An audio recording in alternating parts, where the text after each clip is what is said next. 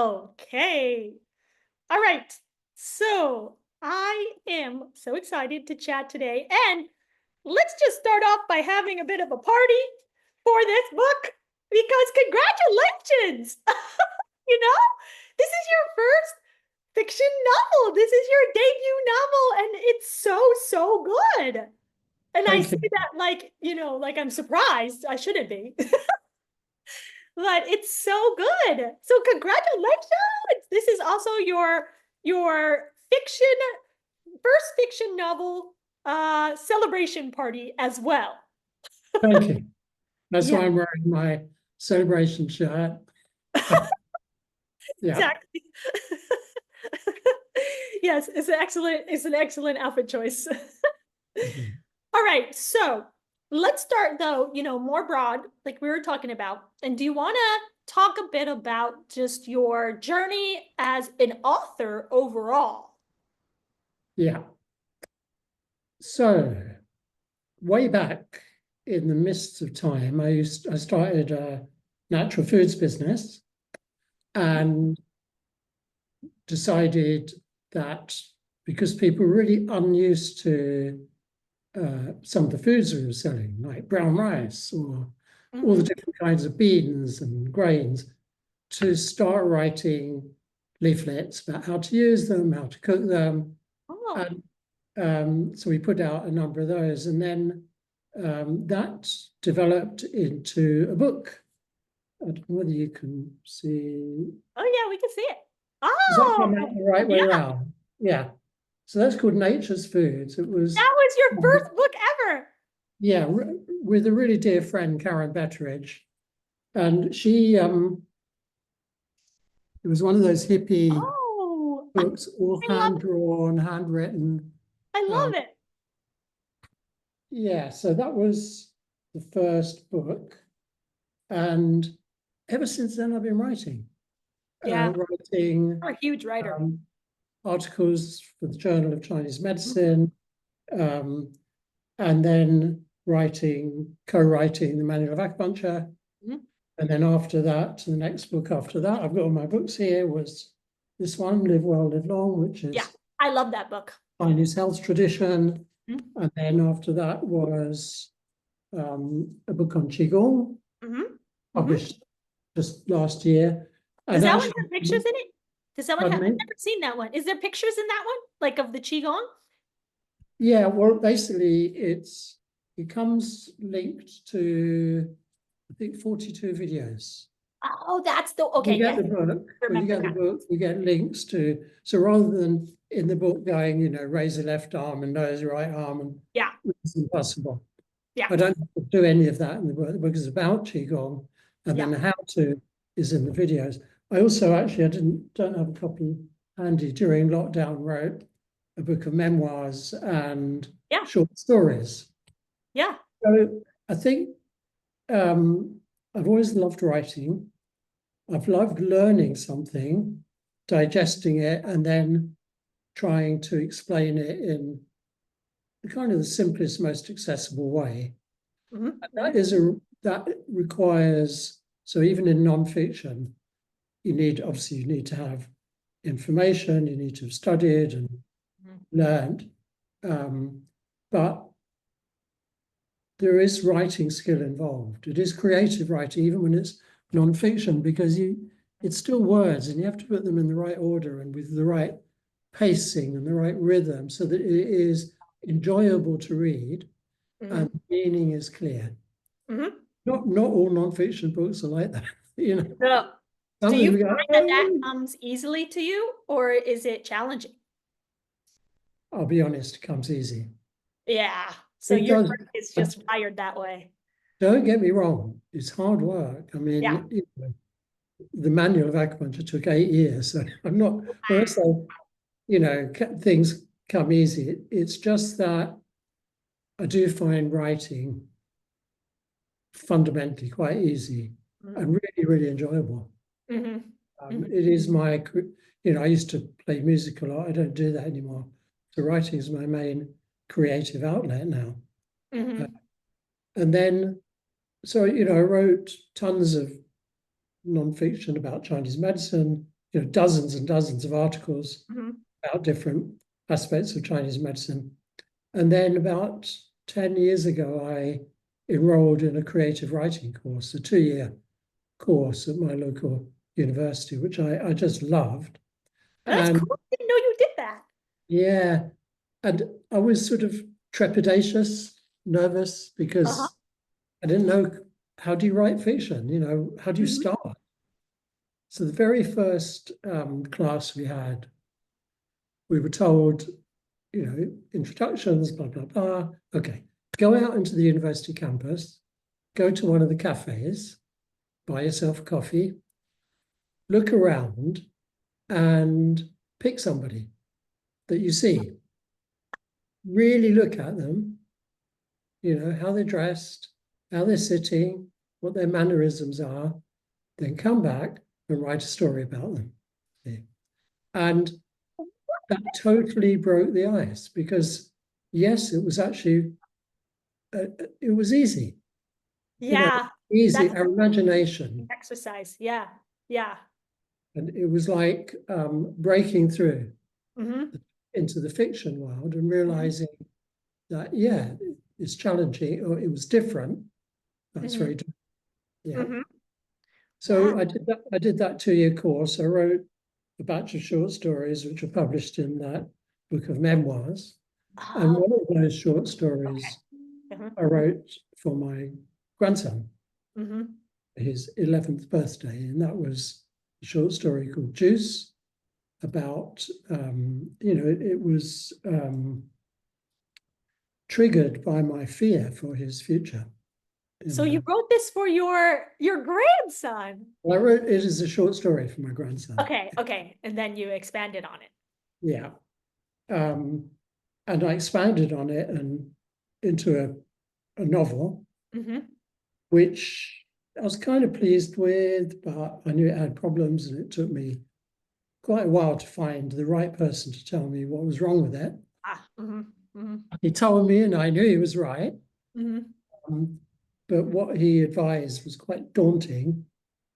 So I put it away and wrote 3 more books to avoid having to go back to it. So that was the It had to simmer for a while. Live Well, Live Long, the memoirs and the Qigong book. And Wow, then, you started this before those books. yeah, Oh my gosh, this was years ago, right? yeah, it was years ago. Wow. And then when after the Qigong book was published, I don't know what to do with myself, let's have another look at that novel. Yep. And I started reading what I'd written, and I just, there's no other words for it. I fell in love with it. Mm-hmm. I fell in love with, the characters that I'd created. And then I was quite committed to Mm-hmm. sort of trying to fix the problems in the novel, Mm-hmm. and make it publishable. Mm-hmm. So And that what took, were some of the things that he suggested that were so daunting? Like, was it just you had to rethink plot things and stuff like that? yeah. So he was very complimentary. He said, great idea. You've created, a very believable world. You've maintained the world. You've got interesting characters, although he criticized one of them. Your quality of your writing is good, but your plot is rubbish. Wow. Because like the plot now, as it is now, is so good. And I'm not even pulling your leg. And No, I've no. read, so many books, but like every single plot twist that happened in the book, I did not expect. There was nothing where I was like, oh, well, I could see that coming. Like none of them. None of them. It was so well written. Yeah. Well, actually, plot. So, I mean, we're talking about writing. Yeah. Actually, the course I did at Yeah. the university was a bit like very much about literary writing, and plot was not really talked about. It's a bit almost like they looked down on plot a bit. So It's you like get an archaic word, maybe. like what? Sorry. Is it like archaic way of talking about writing? No, I think it was just literary writing is above. Plots. Yeah. Which in my opinion, as a reader, which is why I read some, Booker Prize finalist novels and marvel at the quality of the writing, but I get bored quite, after 50 pages. Yeah. It's like I haven't been grabbed by the story, by the Yeah. plot, Yeah. you know. So I had to go back to the beginning, and I discovered, of course, that the world, the home of plot, the two homes of plot, what was the ancient Greeks. So it was Aristotle who laid down the 7 major plots, and that was basically the Greek theatre. People still, when you learn creative writing, they still talk about Aristotle, 2,500 years old. And of course, the other great home of plot is L.A., Los Angeles, Really? Hollywood. Yeah, Hollywood. Speaking of, yeah, that gets Look, that makes sense. Yeah, of course. They're the storytellers of the world, right? storytellers of the world. So something like 10,000 plot ideas are flood into Hollywood every year. Wow. That's the famous idea. You get 1 minute to present your idea, and they go, no, next. Yeah. So they whittle it down to a few hundred, and then in most cases they put a plot doctor on it. A plot doctor. Yes, the plot doctors take poor writers' sort of just about okay plots and try and turn them into better plots. Oh. And then they look at those again and they reject 9 out of 10 of them. Oh, wow. At the end, out of the sort of 10,000 ideas, they'll make maybe 50 films a year. And a lot of those, and actually a lot of those are rubbish. The plot is rubbish. So what I realized is it's very, very hard to write an original and compelling plot. Yeah. It's quite hard. No. And the other thing is the people who are best at telling you how to do it are Hollywood plot doctors. Interesting. I read some of their books. Yeah. Hollywood plot doctors. Didn't know there was such a thing. Wow. Yeah, it's just another style of medicine. Yeah. Wonder if they're Eastern. Hollywood Eastern plot doctors. Yeah. So, okay. So that, I mean, literally, so then if plot is looked down upon, what do you call it? Because I think the plot of your novel is incredible. Thank you. What do you mean? What do I call that? Well, you said they don't like to discuss plots in literary, like they say it's literary, not plots, you said? Yeah, I think it's snobbery really, because Oh, what's okay. called genre novels. If you have genre novels like detective stories, thrillers, vampire stories, romances, they all have plots. Science fiction, they all have plots. And sometimes the quality of the writing is not great, but the plot gets you.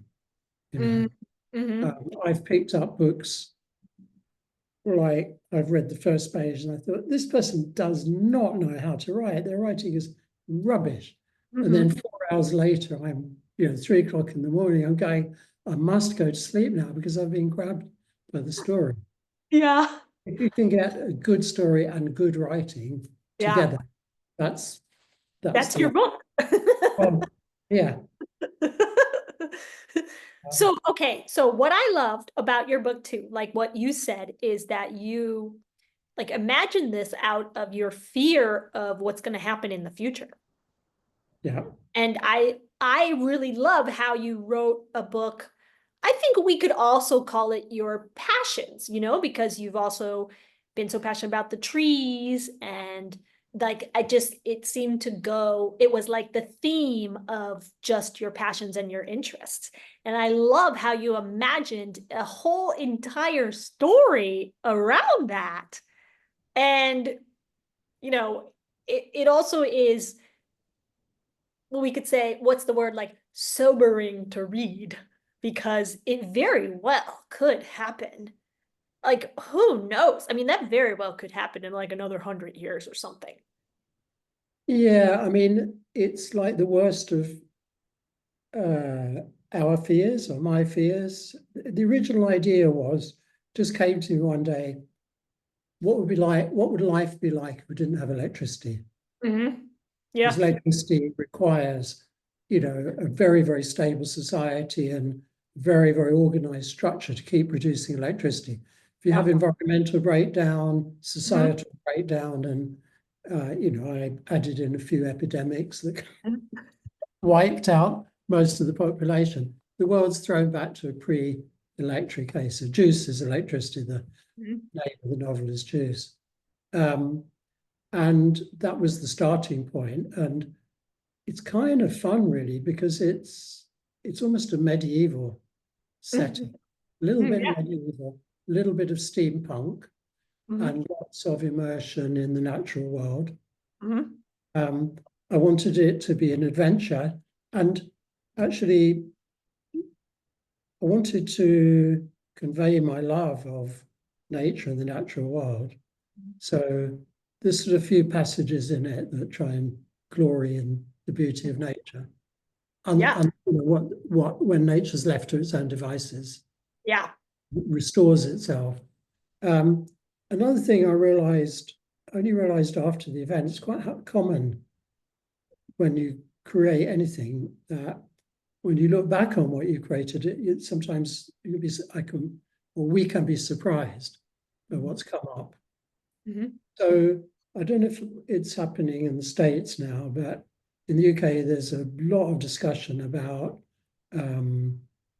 what it is to be a young man, Mm-hmm.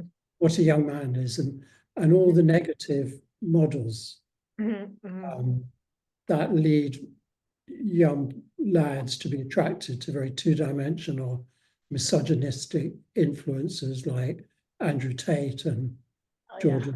Jordan Peterson and those people, Mm-hmm. as though they're not finding really rounded three-dimensional models of what boyhood and manhood is. Yeah. So I do feel that I certainly tried to create a young man. He's 16 and then 17 as the book progresses, who is um, well-rounded. I mean, he's brave, he's resilient, he's courageous, but he's also quite vulnerable. He cries, he weeps when Yeah. life gets tough. He's quite sensitive, Yeah. he's quite loving, he's quite loyal. Um, that's Yeah. I think you accomplished that. I mean, and I don't want to give anything away from the book, but like even the whole mission of what he's after, for that whole book shows that vulnerable side of manhood, you could say. So I think, yeah, you did a very, very good job with character development of Will. And I mean, of all of them, truly. well, he also, again, I don't want to give the plot away, but as the book progresses, a similar aged young woman appears, Mhm. and she's pretty cool too. Mhm. Yep. You Oh, know, you know what I was wondering when I was reading it is like, is there parts of the book that are inspired by your former travels in your younger days? sure, of course. Yeah, my former travels, and also, of course, when you write fiction, by all kinds of things, all kinds of influences from one's own life, and also other books I've read. So Yeah, yeah, it's a journey across. It's a long journey across um, through a landscape, and that is quite a yeah. common theme. I mean, it goes back to things like Lord of the Rings, for example. That Mhm. incredible long Yeah, journey, meeting danger and adventure along the way. yeah. Yeah, and I did a lot of traveling, and Yeah. and also spent quite a lot of time, camping in nature and Mm. didn't kill as many rabbits as he did, but I did make fires and cook in the Yeah. woods. That kind of thing. But you did a lot too of like hitchhiking type stuff too, didn't you? Yeah, Yeah. yeah. So I love it.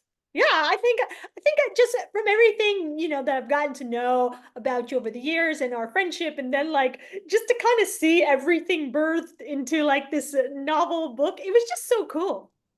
Great.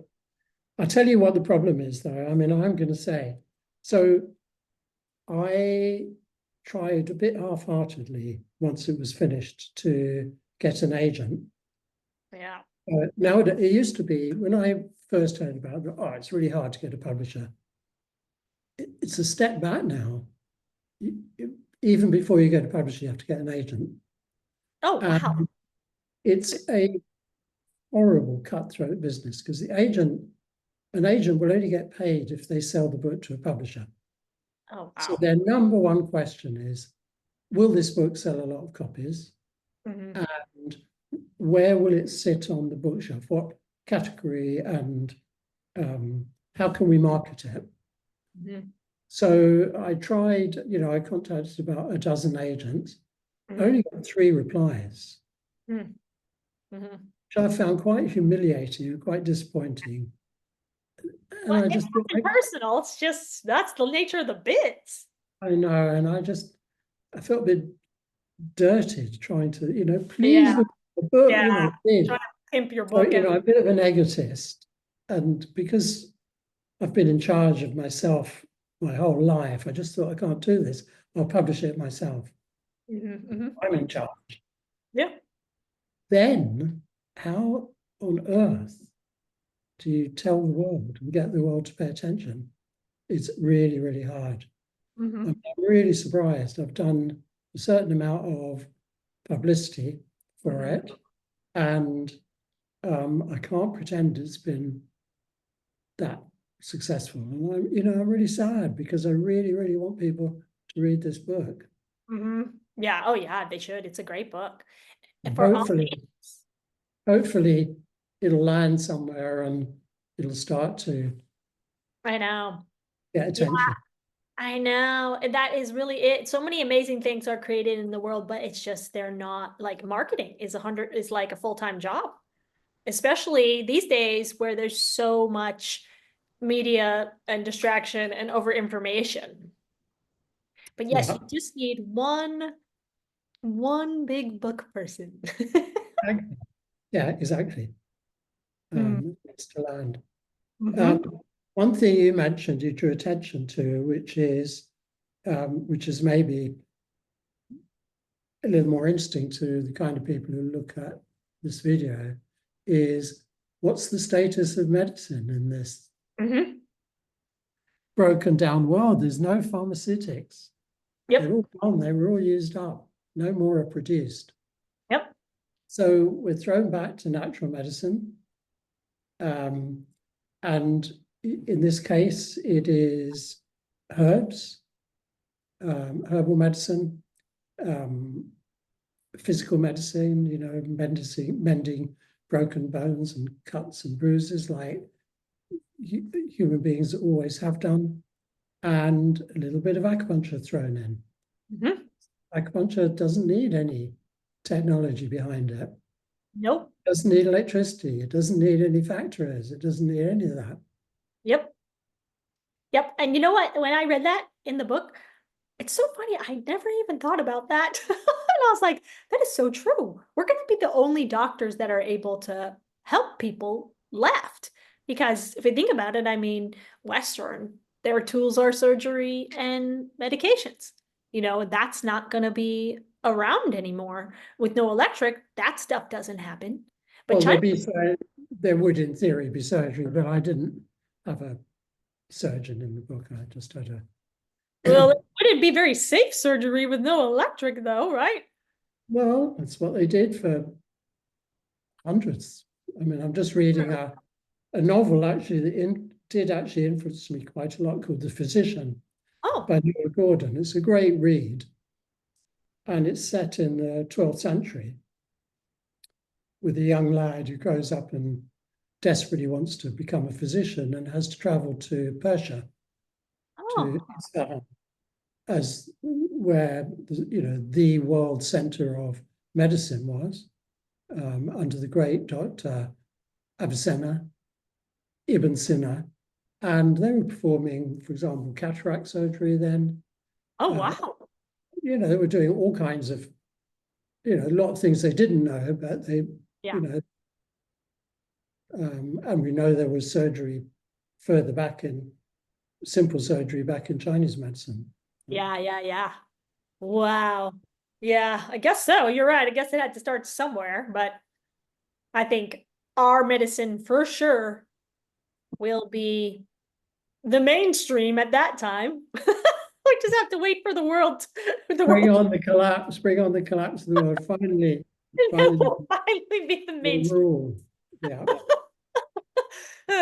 Hopefully, it doesn't have to get to that for us to forward our medicine, but whatever it takes. No. So, okay, so tell us too, like, since you're self-published and stuff, how can we support the book? I was just talking on my little stories about supporting by purchasing it, getting the pre-sales up. Also, the other possibility too is what happens on Amazon? Like, what if Amazon features it or something?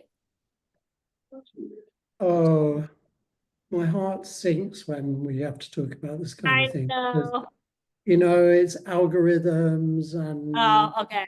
all that stuff. I've tried to dabble in it, but I'm trying to get somebody else to do it. I mean, the main thing, anybody who's interested, the first thing I say, please buy it. Yeah, It's a good read. You won't it be really is. if you like reading, you like. Mhm. To me, I wanted to write the kind of book I like to read, which is one where I think, can I go to bed now? Because I want to read more of that novel. Mhm. And you're in it, and you just Okay. can't wait Yeah. to find out what's next. Yeah. So I think it is that kind of novel, and that. So when I say buy it, I'm not saying do me a favor. I'm saying I think it's No, fair it's to say you'll be really good. gripped by it, enjoy it, and then it is. I mean, technically, it's a young adult novel. I call it a novel for young adults aged from 15 to 105. And Yes. actually, most of the people who've read it now are not young adults. I was actually surprised it was a young adult book. I thought it was intense for young adults, but what do I? Well, yeah. Oh, for the older, there's actually a category called new adult.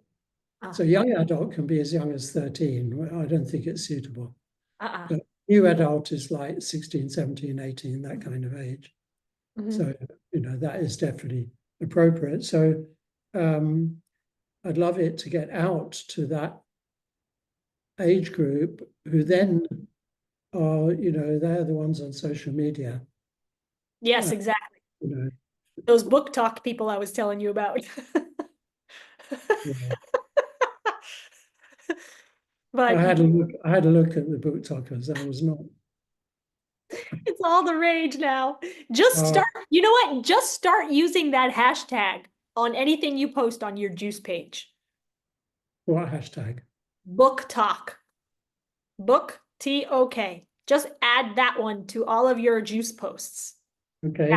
Because then it will just show up in the, when the people are looking for the book talk. So it doesn't even mean you have to engage with them. You just utilize their hashtag. Thanks. Thank you. Yeah. Yeah. So at least you'll get in that little world. Because if one of them reads this book, then that could really blow it up. Like, really. And they love these kind of books. They're constantly, I mean, I don't know, like, I'm not that extensive into book talk. I only watched, like, when it first came up, I remember, I don't know, maybe it was a handful of years ago now. And I watched some YouTube videos because I was like, what is this about? But they love the like adventure type of books like this. I mean, it's perfect for them. Perfect. Yeah, I think it's probably blown up a lot since then. I mean, I spent 3 very miserable hours looking at about 60 book talkers, and it's pretty depressing. It's a bit along the lines of, look at my new shirt, and that's my breakfast, and oh, here's a book.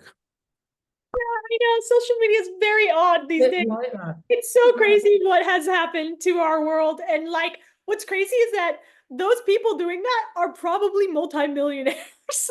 I know. Oh, You well. know, it's insane. It's absolutely insane. It's just such a weird world these days.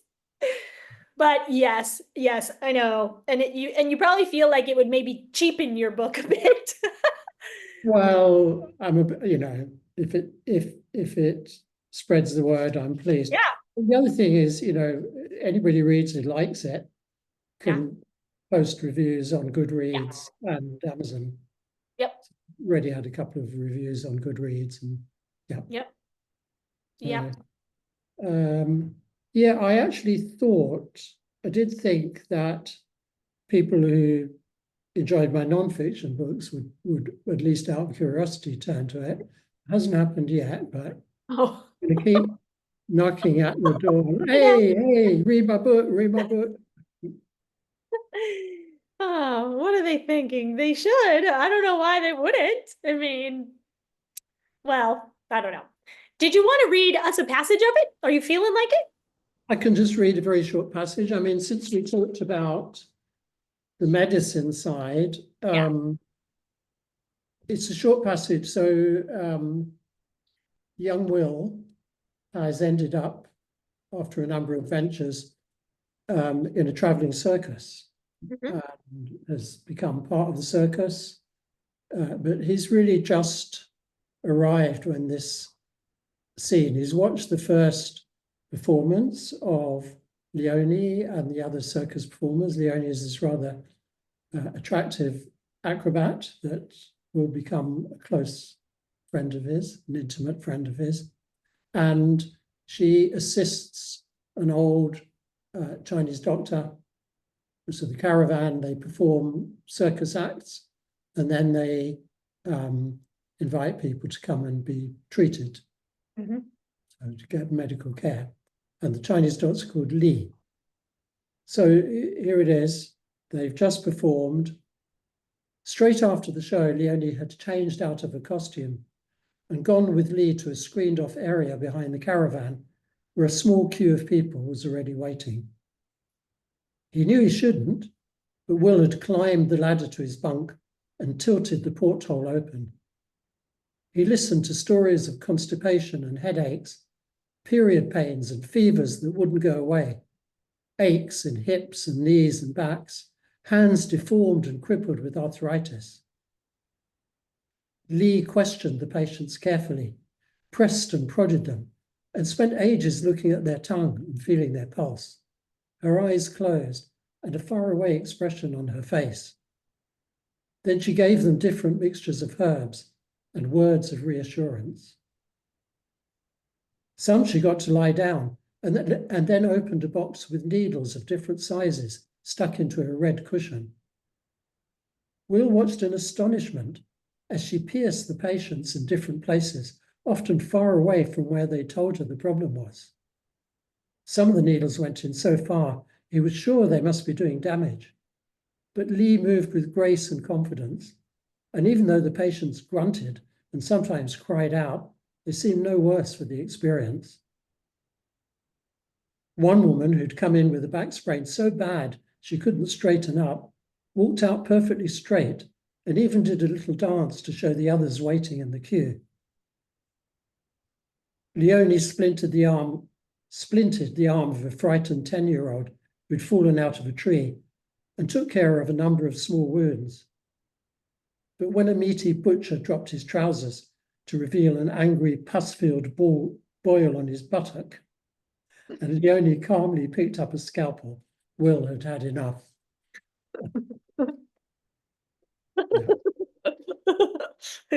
Yeah, I loved that part of the book. Truly, though, I loved the book. I found it was such a page turner, and every chapter ended making you want to read the next chapter. So you did so well, like writing it like that, like you Yeah, envisioned it to turn out. I mean, that's a trick, really, isn't it? I tried not to lower myself because it's, they're called cliffhangers. Yeah, yeah, yeah. And some of them can be a bit cheap tricks, but yeah, I did at least want something that would go, oh, I'm going to read on now. Yeah. Yeah. I mean, I did it. It like, no, it was just so well written. So do you want to make this a whole series?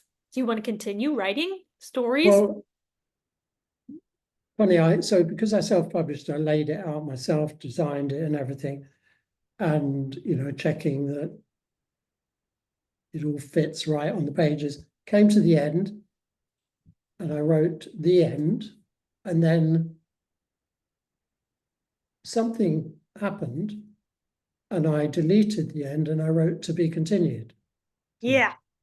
Yeah. Um, and then I thought, all right, I'm committed now. So I have started writing a sequel. You have already. Yay. Started. The degree to which I commit to the sequel will probably depend a bit on how this book is received. Yeah, yeah. If it doesn't get a readership, am I going to write another whole novel? But I'm drawn to do it. Yeah, yeah, yeah. You know, It's could and easily be a series. yeah, and what I think will be, I've got some ideas, but the one theme that runs through storytelling, probably the core of nearly all stories, is what's called the hero's journey or the heroine's journey. I don't know what the gender neutral word is. Gender neutral. And there are basically two types of hero story. One is where the hero takes on an external challenge and overcomes it. And the other is where the hero takes on an internal challenge and overcomes it. So the challenges in Juice as it is are mostly external. I think the sequel is going to be a bit more Will dealing with his internal demons. I like it. Yeah, I like it. He's already becoming a man, but really developing into manhood, and that involves a whole set of new challenges. Yeah. Oh, yeah. I could see that for sure. Yeah, I feel like, you created such cool characters that there could be so many different stories with all of them. Yeah.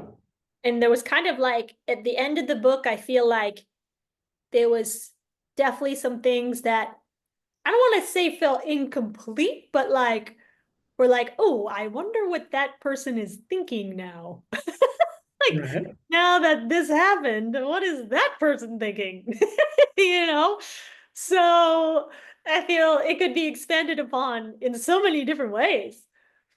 And also, without, I think it's really important, when you have an idea or a vision which about, eco environmental destruction and climate change and stuff, it's really important not to be preachy. That will really put people off. I do want, having sort of spent quite a lot of time describing all the bad things that have happened to the natural world, to explore solutions more, new ways of living that are sustainable and work with nature, not against it. And so that's going to be a stronger part of the sequel. Yeah, I would love to read that to see what you think. How do we fix the world, basically? Yeah. Yeah, yeah, exactly. Like, proof. That is such a huge, huge question. And I think where we're at now, like what you imagine in this book is kind of what has to happen before things do turn around to be fixed. I mean, hopefully not, but man, it's kind of a wreck right now, and the wrong people are in charge, and eh. Yeah, I mean, even without this latest, I mustn't say rude words on your podcast. Okay. This is just my YouTube channel. We can say whatever we want. Well, this fuckery Yes, you could say that. It's that's completely happening. true. Even without that, it seems that human beings, we're designed to deal better with short-term threats than long-term threats. Yeah. It's very difficult for us to act. We hear about climate change, we hear about species extinction, and we take it seriously, but somehow we seem very bad at actually acting. And even those of us who try to commit, in my own life I do, but then I take a couple of flights and still drive a car, so it's very hard, and that makes me frankly pessimistic. Mm-hmm. I think things probably will have to get a lot worse before we really respond. I think so too. Because there Before has just to be really intense negative consequences. yeah, distant threats have to become immediate Yeah, threats, exactly. but Yeah, by then a lot will have happened that may be very difficult to reverse, I'm afraid. 100%. Yeah, yeah. I mean, as someone who just went through a major disaster from climate change, I mean, LA, half the city burned. And some of the reasons was because it was so dry for such a long time. There was, no rains. And then the wind was like 60, 100-mile-an-hour winds. We never had that there. That was insane. And then when I evacuated LA and flew to my dad's house in Florida, they had a freak snowstorm where he lived in Florida, where I don't think they had that since like the 1800s. And all the planes and everything shut down. I got stranded for like 2 days because nothing could operate because there was snow in Florida. So, I mean, climate change is happening. Climate, they use the term now, climate crisis. Oh, yeah. Yep. And things like the LA fires and your snowstorm are terrible, but actually the greatest impact of the climate crisis is in regions of Africa, Oh, yeah. other parts of the world where it's actually becoming untenable to live. And so, everybody's talking about immigration now. You ain't seen nothing yet. There's going to be millions of people on the move Yeah. in the next few years. So Yeah. we live in interesting times. Yeah. Definitely do. Definitely. Like we can't even really fathom what's gonna happen. I remember a quote in a James Baldwin novel, and I don't know, I think it might come from the Bible,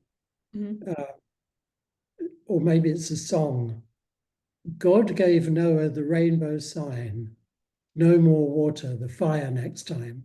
Oh, sheesh. And yeah, so that harks back to, obviously, to the flood, but Yeah. there are places in the world that have been burning for years. In the far north, in Siberia, you have these fires. So it's happening. It is Yeah. happening. It is definitely happening. It is definitely happening. There's no denying it. And yeah, it's just gonna get to the point where, yeah, it's gonna, like you said, gonna be more immediate threats to more people. And then, but then it's gonna be too late. Like really, if we do like imagine and project out, it literally is gonna be like your book. Because there's no other option at that time. I guess we don't know what we don't know, but still. Yeah. But, as in my book, there's still life, there's still love, Yep. We were still, and there's still acupuncture. yeah, still life. All That's right. a good point to end on, I think. Still life. Should Yeah. we wrap it up at that point? Yeah, that's good. Yeah. Give any final words for anybody Well, or anybody that yeah. like for any aspiring authors out there? Do you have any final Um, words? I'm not Yeah, inspire, just write, Yeah. just write. One of the teachers I had, great big American dude, wrote sort of thrillers and detective stories. First class we ever had with him, he said, "What is writing? Is it this, or is it this?" But it's this. Just write. You write. Yeah. Don't you kind of wait for inspiration? Yeah. You won't write. You Yeah. just have to start writing and let something take over. So that's the Advice. advice I would give. And the other advice I would give is read this book. It will change your life. Read this book. It's so And good. I'm with so, luck, Alyssa will share a link to yes. this page on my website that gives all the options for buying it. You can get it as a book in America, a That's printed still on novel. pre-order till the 21st here. No, the book is not. You can get it from a company called Book Baby. That's how Oh, I got your book to you. oh, So okay, okay, they sell it, the book, physical book. It'll okay. be Look, baby, through I'll Amazon find that link then and look that up and in a post week. that. Yeah, a week on in Amazon. Book It's baby. available as an ebook. Yes. I'm trying to produce an audio version. So yeah. Oh, cool. Yeah. Yeah, I'll put up the links then where people can get it. Book baby and your website. Yeah. And Okay. finally, Alyssa, I want to thank you for doing this. Of You- course. You're a good friend. We talked at the beginning, Oh, before we started, we talked about the importance of friendship. yes. And you've been a really great friend, and I really appreciate Oh, it. ditto. I'm so glad we ran into each other Yeah. so many years ago. I think it Thank was you. 2018. Yeah, Yeah. Wait, I remember, I will always remember when we met. I do. I remember the moment. And me too. I had no idea who you were. And I remember I was talking to that woman too. You remember that moment? Yeah. Talking to that woman, and then you're like, come with me. Yeah, that was funny. And then who knew we were best friends forever after that? Yeah. Yes, it's been fun, and we'll have many more adventures still. All right, we're Uh, really going to promote your book and get this book sold because it's a great book too. And I think it's really important for young people to read this too, actually. We didn't even talk about that. It's actually important for them to read this, to actually open their minds to what could really happen yeah. and And they're our inspire them. hope. It's that generation is our hope. Yeah. Yes, exactly. It's got to inspire. And I got to say, because they grew up on the internet, they're really smart these days, and they have all of this, AI and all these different tools to use. So we need to inspire them so that they do start to figure out ways to save the planet. Yeah. And this book is it. Juice. Okay, this has been so fun. Thank, Again, congratulations on your first fiction novel. It's a huge accomplishment, a huge milestone. thank you. You're welcome. And we will chat again soon. Thanks for coming and sharing yourself with everybody and sharing your information in this book. Bye, everybody. Bye.